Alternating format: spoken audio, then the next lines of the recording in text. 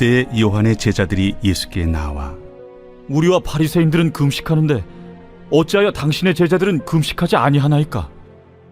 혼인집 손님들이 신랑과 함께 있을 동안에 슬퍼할 수 있느냐? 그러나 신랑을 빼앗길 날이 이르리니 그때에는 금식할 것이니라. 생배 조각을 낡은 옷에 붙이는 자가 없나니 이는 기운 것이 그 옷을 당기어 헤어짐이 더하게 되며, 새 포도주를 낡은 가죽 부대에 넣지 아니하나니 그렇게 하면 부대가 터져 포도주도 쏟아지고 부대도 버리게 됨이라. 새 포도주는 새 부대에 넣어야 둘이 다 보존되느니라. 예수께서 이 말씀을 하실 때에 한 관리가 와서 절하며 이르되 내 딸이 방금 죽었사오나 오셔서 그 몸에 손을 얹어 주소서. 그러면 살아나겠나이다. 예수께서 일어나 따라가시매 제자들도 가더니 12해 동안이나 혈루증으로 앓는 여자가 예수의 뒤로 와서 그 겉옷가를 만지니 이는 제 마음에 그 겉옷만 만져도 구원을 받겠다. 예수께서 돌이켜 그를 보시며 이르시되 딸아, 안심하라. 내 믿음이 너를 구원하였다. 하시니 여자가 그 즉시 구원을 받으니라. 예수께서 그 관리의 집에 가사 피리 부는 자들과 떠드는 무리를 보시고 물러가라. 이 소녀가 죽은 것이 아니라 잔다.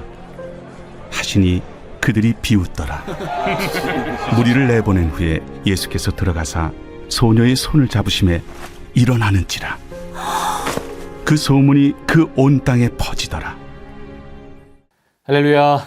26년도 벌써 두 번째 달을 맞았습니다. 새해에 결단하고 또 다짐한 거룩한 목표와 계획들이 혹시 흐지부지 됐다면 다시금 주님 안에서 잘 조정될 수 있기를 축복합니다. 오늘 우리가 묵상할 본문 말씀은 그때에 라고 하는 14절 말씀으로 시작합니다. 여기서 그때란 바로 앞 단락 말씀이 일어난 그때를 말합니다. 바로 예수님께서 세리 마태의 집에서 먹고 마시던 그 사건을 가리키는 겁니다. 모든 복음서가 그렇게 드러내듯이 마태복음에서도 예수님은 철저하게 하나님 나라, 하나님의 통치가 미치지 않는 모든 지점에서 하나님의 통치를 일으키시는 존재로 드러나십니다. 예수님은 이러한 행보로서 마태의 집에 가신 겁니다. 당시에 동족의 이 고혈로 자신의 입속을 채우던 그런 세리 마태였습니다. 그런데 이런 마태에게도 하나님의 용서와 죄로부터의 노임이 선포되어야 했습니다. 그래서 예수님은 세상 모두가 손가락질하던 사람 마태의 집에 머무신 것이죠. 예수님은 이렇듯 그 시대로부터 정죄당하고 또 소외된 그런 이들에게 가셔서 함께 먹고 또 마시고 교제하심으로 그 자리에 하나님의 통치가 일어나게 하신 겁니다. 이 같은 예수님의 행보가 소위 종교적으로 경건하다고 하는 사람들에게는 상당히 거슬렸기 때문에 사람들은 예수님께 세리, 죄인과 또 창기와 함께 먹고 마시고 노는 자라고 하는 그런 비난 섞인 별명이 붙게 된 것입니다. 오늘 말씀은 이런 맥락을 알게 되면 아주 쉽게 이해해 볼 수 있습니다. 예수님이 이렇게 사람들에게 정죄받으며 살던 그런 사람 마태의 집에서 회개와 또 용서와 화해의 잔치를 벌이고 있을 때 요한의 제자들이 예수님 무리를 찾아간 겁니다. 마태복음의 정황상 사장에서 세례 요한은 이미 붙잡혀 끌려간 상황이었습니다. 그리고 그 시점에 예수님을 찾아간 이 요한의 제자들이 지금 왜 예수님께 시비를 걸고 있는지 우리가 납득해 볼 수가 있습니다. 기본적으로 세례 요한과 제자들이 추구하던 그런 금식은 슬픔을 전제로 드리는 금식이었습니다. 하나님의 뜻이 도저히 이 세상에서 관철이 되지가 않는 것 같을 때 그러한 현실을 한탄하며 하나님의 임재를 바라며 금욕함으로 금식 기도를 했던 거죠. 더구나 요한의 제자들 입장에서는 붙잡혀갔던 자신들의 스승 요한을 위해서라도 슬퍼하며 금식할 수밖에 없었을 겁니다. 그런데 오늘 우리가 이 말씀에서 주목해 봐야 할 그 묵상의 포인트는 이들 요한의 제자들이 우리와 바리새인들은 금식하는데 이렇게 언급한 부분입니다. 사실 요한을 따르는 제자들의 이 같은 언급은 좀 과합니다. 왜냐하면 평소에 세례 요한의 이 무리들과 바리새인들은 적대적인 관계였기 때문입니다. 요한과 제자들이 하나님의 뜻이 관철되지 않는 현실에 비판적이었다면 바리새인들의 행보는 그러한 비판의 빌미를 제공하는 그런 입장이었기 때문입니다. 바리새인들은 하나님의 말씀의 그 해석과 그 판례들을 독점하면서 자신들의 입맛에 맞게 율법을 자신들 유리하게 적용해 갔습니다. 그렇게 함으로써 자신들의 실속을 차렸고 더하여 자신들이 종교적으로 아주 우월한 존재임을 과시했기 때문입니다. 금식의 목적 역시 그랬습니다. 요한과 제자들이 하나님의 뜻이 현실에서 이루어지지 않는 그걸 슬퍼하며 금식했다면 바리새인들은 자기들이 경건한 사람임을 과시하고자 금식했습니다. 기록을 따르면 이들은 이걸 과시하겠다고 매주 월요일과 목요일에 정례적으로 금식했다고 합니다. 그런데도 요한의 제자들은 자신들과는 전혀 다른 의미로 금식하는 이 바리새인들과 자신들을 동일시합니다. 그러면서까지 예수님께 시비를 걸었던 겁니다. 그런데 이런 정황을 누구보다 훤하게 읽으신 예수님은 여기에 아주 뜻밖의 이야기로 이 난처한 상황을 아주 시원하게 정리해 주십니다. 주님은 15절에 이렇게 말씀하십니다. 혼인집 손님들이 신랑과 함께 있는데 어찌 슬퍼할 수가 있겠느냐. 예수님은 자신들의 신앙적인 기치와 그런 전통으로 시비를 걸고 있는 이 요한의 제자들에게 아주 촌철살인으로 교훈하고 계시는 겁니다. 예수님의 행보는 하나하나 면밀히 살펴보면 그 자체로 우리가 살고 있는 이 세상 한복판에 우리 하나님의 뜻을 그대로 드러내시는 행보였습니다. 요한과 그 제자들은 로마의 질서, 이 세속의 질서에 장악당한 유대와 갈릴리에서 도저히 하나님 뜻이 이루어지기가 요원해 보이니까 속세를 떠나고 광야로 은둔하면서 금식을 택했습니다. 그런데 여기에 비하면 예수님과 제자들은 그러한 세상을 회피하지 않았습니다. 오히려 어둠의 질서가 지배하는 삶의 현장에서 그 한복판에서 망가진 질서를 바로 세우고 하나님의 뜻을 온전히 이루고 성취하시고자 상처받고 또 억눌리고 고통받는 백성들을 친히 만나셨습니다. 또 싸매시고 위로하시며 이들과 함께 울고 웃는 행보를 이어가신 겁니다. 그렇게 함으로써 예수님은 당신의 발길 닿는 곳마다 그곳에서 하나님의 뜻을 이루셨습니다.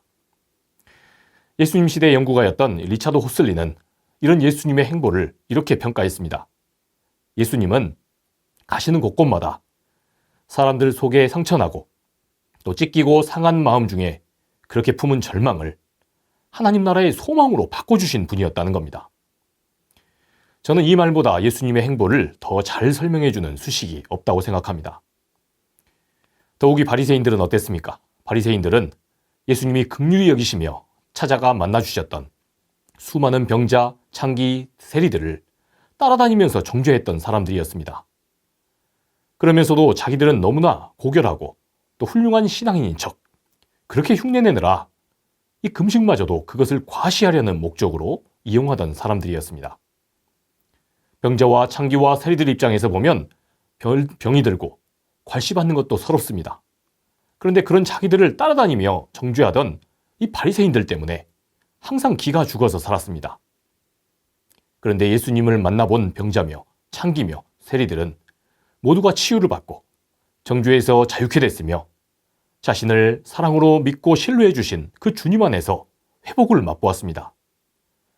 가장 종교적이라던 이 바리새인들 앞에만 서면 늘 기가 죽었던 사람들인데 이상하게도 예수님만 만나면 어쩐지 기가 살고 나도 잘 될 수 있겠다. 나도 행복해질 수 있겠다. 미소를 짓게 되고 삶이 회복되고 질병마저 치유받게 됐던 겁니다. 오늘 말씀은 그 마지막까지 그런 내용입니다. 예수님은 16절에 이런 당신의 행보를 생배 조각으로 새 가죽 부대로 비유하십니다. 예수님은 이 세상의 하나님 나라, 하나님의 통치가 현실이 되게 하심으로 잔치를 열고자 오신 분이시지 슬픔을 위해 오신 분이 아니라는 겁니다. 바로 이걸 이해해야 한다는 거죠. 그게 곧 생배 조각과 같고 또 새 술과 같은 이 하나님 나라를 온전히 품을 새 옷감, 새 부대 같은 사람, 그런 교회라는 겁니다. 심지어 오늘 이야기는 더 나아가서 이러한 예수님의 생배 조각, 새 술과 같은 하나님 나라 잔치의 행보가 질병을 넘어 죽음조차도 막을 수 없음을 선포합니다. 20절에 혈루증을 앓던 여인이 누굽니까? 피를 하혈함으로 유대 사람들이 부정하다 정죄하던 병자입니다.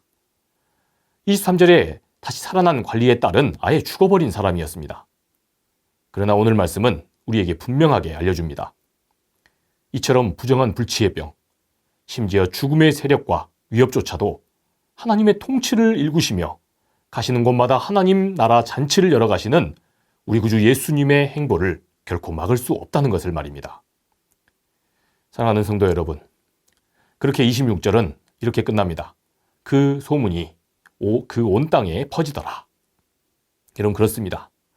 오늘 우리에게서도 이러한 역사가 일어나야 할 줄 믿습니다. 이 세상의 죽음의 질서가 저와 여러분, 함께하는 우리 모두를 절망과 낙심, 또 자포자기하게 만들며 질식시키려고 할 때 요한의 공동체처럼 이것을 회피하거나 혹은 슬퍼하고만 있거나 바리새인들처럼 이 속에서 자기 입속이나 챙기는 게 아니라 우리 예수님처럼 하나님의 뜻, 하나님의 통치가 내게서, 우리 교회에게서 이루어지길 바라며 날마다 복된 잔치를 열어가시는 그러한 행보 되시기를 축복합니다.